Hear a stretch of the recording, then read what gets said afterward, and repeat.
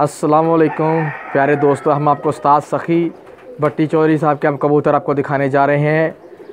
ये देखिए अबू उमर साहब आपको शौक़ कराते हैं कबूतर का मक्का करमा से।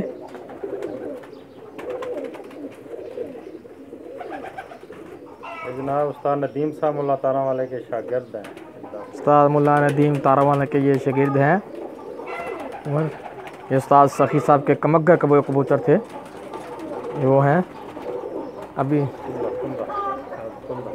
सवीरेश। आइए आपको उनके कुंदे का पर का शौक़ कराते हुए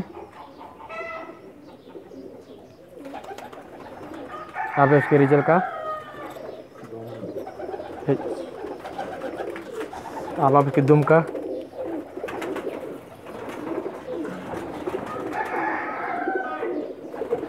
माशाल्लाह माशाल्लाह। ये अभी दूसरा कबूतर जो उस्ताद भुट्टा फरूक आपको शौक़ कराते हुए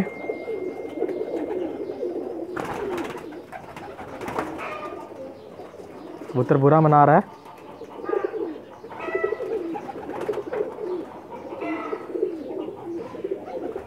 ये इसका कुंदा है कबूतर का, बहुत अच्छा पार है जी इसका माशाल्लाह। ये दोनों है जी इसकी।